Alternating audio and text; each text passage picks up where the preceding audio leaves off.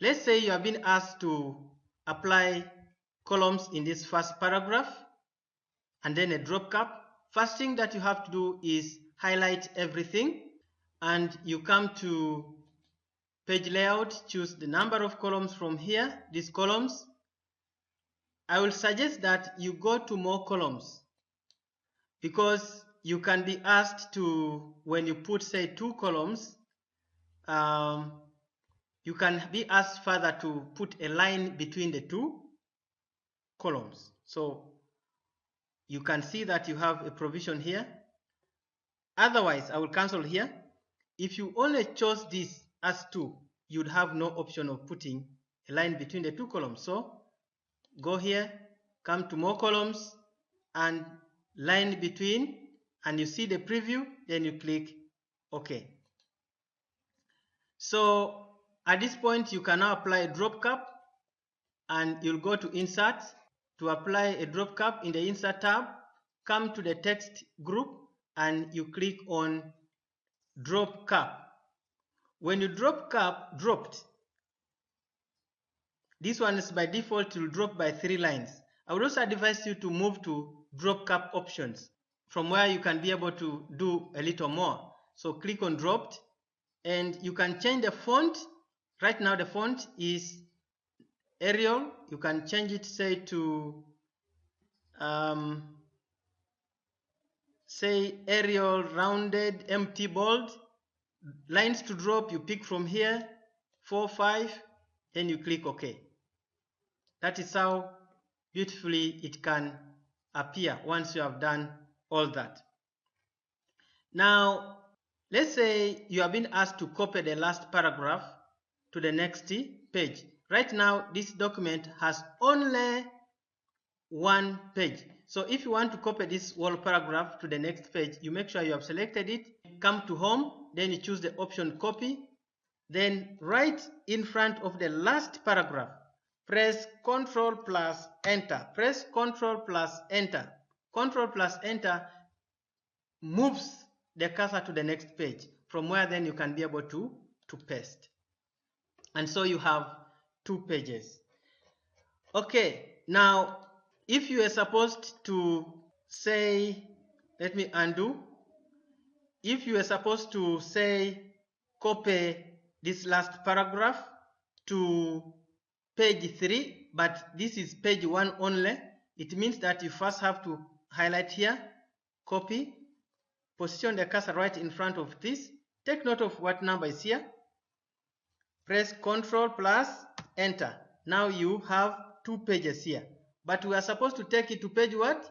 Page 3. So you have to press Ctrl plus Enter again, and so this is going to be page 3. Then we can paste the text in page 3. So you will see that page 2 is blank, page 3 is having the information. And you can apply borders to your text. How do you apply borders? Come to page layout, come to page borders, and you can pick the style of your page border. From here you can pick this. When you say apply to whole document, it will be applied to the whole document. When let's say OK, so you will see that that will be applied to the whole document. Let's modify that by going back to page borders. We can change the color to this blue or to green. We can also change the width of that border to say 2, and we could change it to have maybe this art. Are you seeing that? We want this other one here that we modified. When we say OK, it applies to the whole document, as you can see also. If you are required to change the paper size, when you are in page layout, choose size, then you can pick the size. A4 is a standard plain paper size. You can also customize it to say A5. A5 is much smaller. The lower the number, the smaller the paper. A5 is smaller than A4. So you can also be further asked to pick other sizes from here. say A3. You can customize the size by adjusting your own width and size and height, that kind of thing. Then you say okay. That one is customized. Meanwhile, you can also set the margins. There are defaults here. You can pick normal.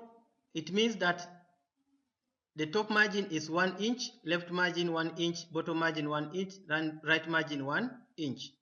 Narrow, this is how you can see. But you can also custom the margins of a paper. From where then you can say, let the top margin be, let it be say 2.5 inches, and left margin maybe 3 inches, and bottom margin maybe 1.5, and the right margin is 1.6. That is all up to you. Then you say, okay. If you want the computer to maintain these settings for you, you click Set as Defaults, so that each time you open Microsoft Word, it gives you this as the default settings for your document. Otherwise, if you don't want to set these settings at the default, what you need to do is simple, is click OK for this particular document. So you can see how funny these settings are. That is how the text will be typed if you are typing with that setting. You may also want to insert a picture. To insert a picture, you click Insert. You need to know where you have stored your picture. When you click Insert, there is this button here in Illustrations group. You click Picture. So I will go to my Material Documents and pick this picture. I will double click on it and it drops it here. So I can be able to resize it. I can resize it by coming to the corners like this. To resize it proportionately, I have to do this. So I will drag inwards. If I need to pick this picture to this corner here, first part of this, I need to pick position and I click on this option here. So you actually see that it places it there. So if I want to make it appear just in line with this first paragraph, I drag it downwards, as you see. Okay, I keep dragging it, as you can see, to affect it. Okay, like that. Otherwise, I could also change the position by taking it to the right. Okay, but I can still adjust it like that, or put it in the center. You see, once you have put it in the center like that, you can also wrap it. So what happens when we say behind text? Are you seeing? When you choose that option, it sends the picture behind text. I will undo. We can also crop this picture if we do not want to see this part of the road and we want only, say, this part here in the center. I simply crop. So when it's like that, I move like that. I also come to this side. I also come to this side. I come to this part. After that, I click out. Now that is how it looks like. I will click on this if I want to change its height by simply coming here. Maybe I want this to be 2.5 inches, and this should be 3.23. I press enter. So you can be asked to adjust the height. Okay, this is in inches. Remember, if you have to change into centimeters, you have to go to File. If you are using Office 2007, you have to click on the Office button. You go to Options, then you come to Advanced, then you move down until you see, where is that? Okay, you move down until you see inches, then you change this into centimeters, then you say okay. So the settings here are in centimeters.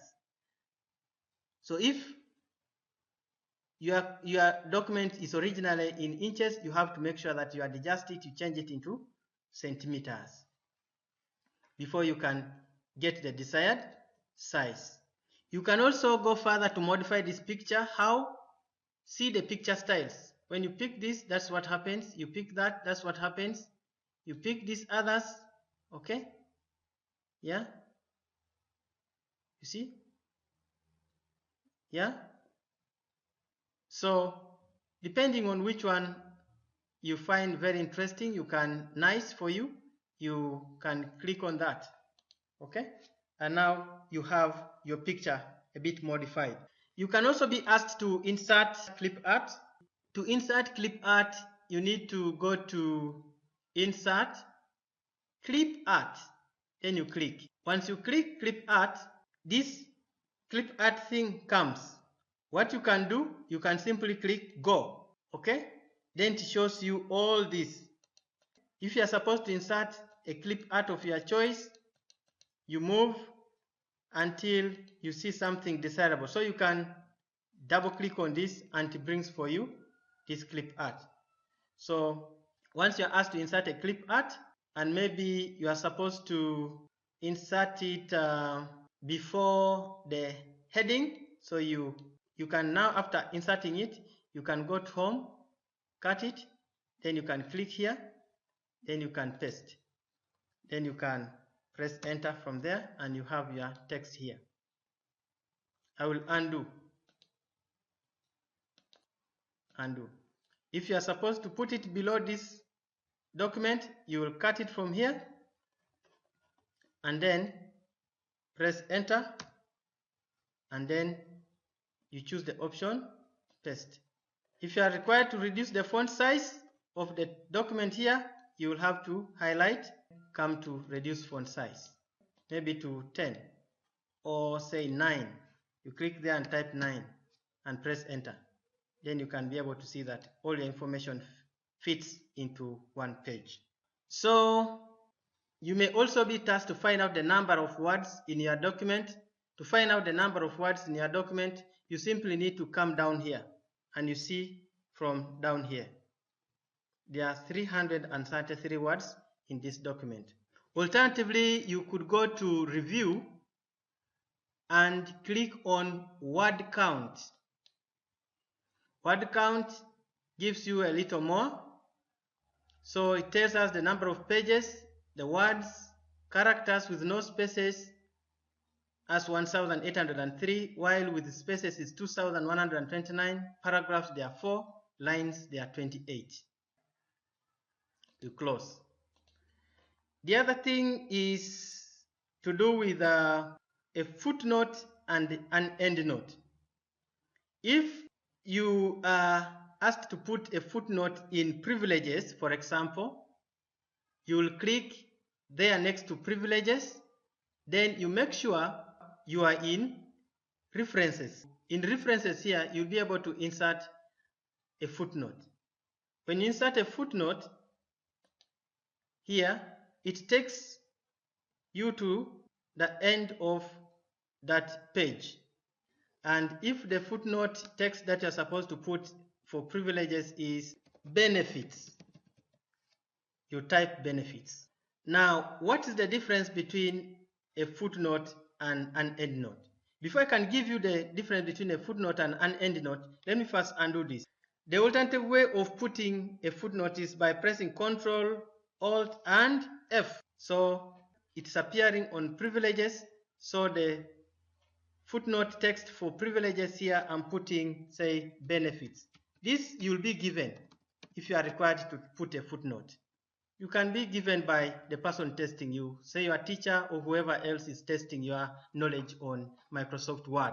Now, this is one page. Now, assuming we copied this text to the following page, right now we have one page, so I will press Ctrl and Enter and put on next page like that. Now, you will see that a footnote comes to the bottom of the page where it has been inserted. What about an endnote? Remember, now we have two pages. This is our second page. Assuming you have been asked to put an endnote to conditions and the text is apply both to teachers and students. Now you will position it here and press Ctrl, Alt and D. You will see that the end note goes to the end section of the document. So these conditions apply to both students and staff. So that is the difference. I will undo this. Then I use references section. I will click here, go to references, then choose the option insert endnote. Then these conditions apply to both staff and students. By now you should be knowing the difference between an endnote and a footnote and when you can apply them. Endnotes are normally used to cite the sources of the information, while the footnotes in most cases are used to give a little more information about the text in the document. Please do not tell me that you are tired, because there is yet a lot that you need to see. To generate a table of content, normally when you open Microsoft Word, there's a default font which is Calibri. It's a default font for 2007, 2010, but you can modify this. But I advise that you maintain this if you have to create a table of content. You will change this after you have done the typing of your document. Assuming that the heading of this document is supposed to be Microsoft Word Made Easy, I press enter, and I want to format this. I want this to be a heading. So what I will need to do is to highlight it. After highlighting this, in the home tab, I come to styles, I come to title, I click there. I have formatted that. Now for this day one, make sure you make this remain as the default. Okay, when you are typing your document, you don't change anything here. You maintain the font, you maintain the font size. I position my cursor there, I press enter. Then this I want to format this as heading 1. So instead of me struggling with the same thing, repeating, say when I go to day 2, then I come again, click on heading 1. I will undo. I will simply use a format painter. So after applying this as heading 1, I need to highlight it. Then I come here and double click. You double click if you want to transfer the formatting to more than one place. You single click if you are going to transfer the formatting to only one place.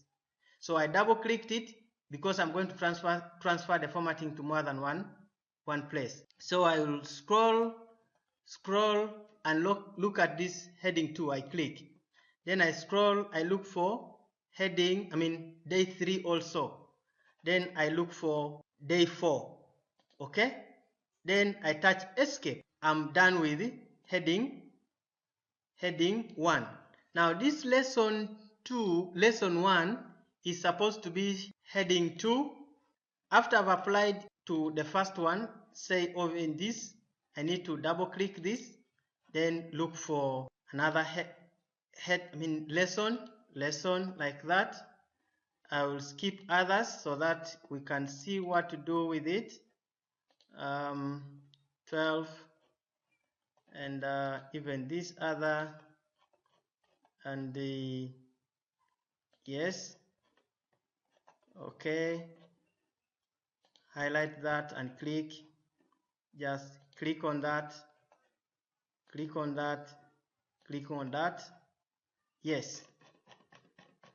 So once I am done, if there is also another heading that I need to have a formatting on, I need to escape, then pick it as maybe heading 3. The headings that at the same level have to share the heading format. So day 1 is at a higher level than lesson 1. So to insert the table of content, I will click inside here, then go to references, table of contents, then I can pick this or this other one. Let me say table of contents, and quickly it has generated that table of contents. you will notice that here we have 1, 2, 3, 4, 5, 6. There is no 7, no 8, no 13. So we shall go back to our text, look for 7, which is here. So we shall highlight this, go to home, double click and highlight this one. So we look for 8 also and highlight it, look for 13 also and we highlight it, then we escape. You have to remember to update your table of contents. So you come here, you right click and you say update field and you say update entire table. You click OK. So you'll now see that there is 1, 2, 3, 4, 5, 6, 7, 8. Yes, here 12, 13 also is here, 16, 17, 18, 19. Yes, good. You can now modify this document. You can change the font style, change styles, come to this styles. Then you can pick something like elegant. You see how it changes the text, or you can change to modern. That is how fantastic it will appear. You can be able to play around with your text. You can go further, come here to styles, and you right click this part and you say modify. Then you can change the font to say, do you want to change the font? Yes, maybe to book Antiqua. Okay, and maybe you want to change the font size to 11. When you say only in this document, it will only affect this document. When you say new document based on this template, it will apply to new documents based on this template. In this case, I'm only updating for this document, so I will say OK. So you see how it has updated the document. Are you not happy about that? See, very nice. So just a quick reminder on inserting page numbers. Come here, page numbers, go to format page number, and if you want this style, you click OK. If you don't want that style, you can simply change it from here and say OK. Then you come to page numbers. Okay, so let me remove this. I've removed. So I simply insert page number and say bottom of page, and I click on this. This should appear in all the pages. Good. Great. Then I can close. Very nice. There's still something that I want to share with you. Very important.